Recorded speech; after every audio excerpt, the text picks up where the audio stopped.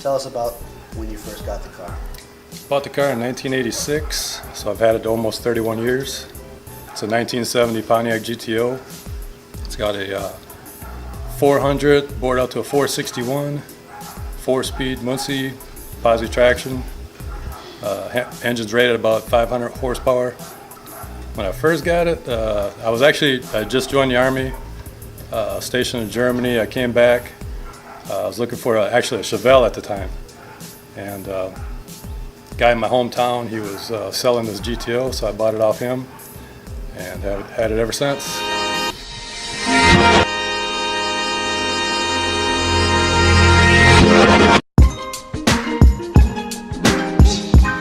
Well, when I first bought it, it was my daily driver for a long time, when I was in the Army, and it sat out quite a bit during deployments and field exercises, stuff like that.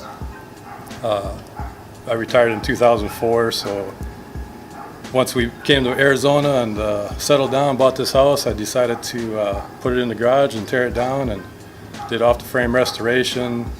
It took me 5 years to get it looking just like this here, and been just doing nothing but car shows with it now. I've probably got close to 30 different awards now. I've been to a lot of different car shows. It's been done maybe about 4.5 years, and I just kind of do the local car shows, and don't like to put too many miles on it, so I don't drive it too far.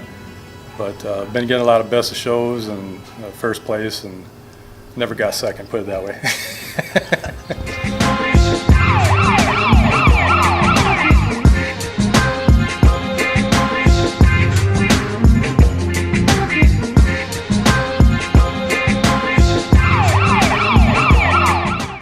It's always been, I've been a car enthusiast all my life, ever since I was a little kid. And, I was born in '66, so I was kind of in that muscle car era, so this is my type of car right here. Even as a little kid, I knew I wanted cars like this, and as I was a teenager, I started working on cars and learned how to do body work, and I even skipped school a little bit to learn from this old man that did body work. He taught me some tricks. I did all the body work on this, that's why it's nice and razor straight. I've been working on other people's cars, and just been an enthusiast the whole time, my whole life. Tell us about how it is with the family in the car, spending time with the car versus with family. You ever get in trouble with that? Oh yeah. Actually, once my wife sees this, she'll be mad.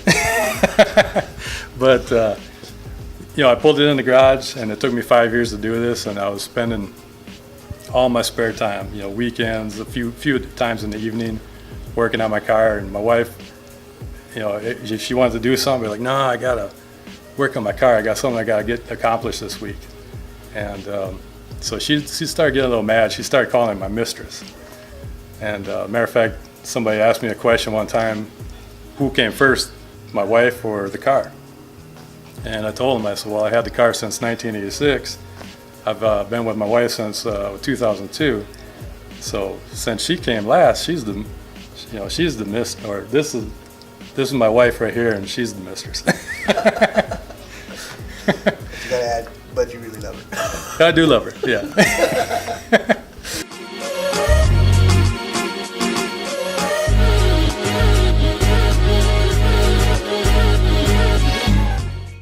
Is there a cost factor? Have you calculated how much you put into it in terms of cost? Every time I go to car shows, I always get asked that question. They're like, hey, how much money you got into this thing? I do have a folder in my desk that I kept all my receipts into. I got it stacked that thick, and I've never added them up. I don't know if I'd sleep good at night if I did. I did put some money into it, but I did the majority of the work myself. Because I did all the metal work, I did all the body work and the primer and the blocking, getting it ready for paint. The only thing I outsourced was the color coat and clear coat, and then I had the interior wrapped in leather. So that's the only thing that was done outside of this garage.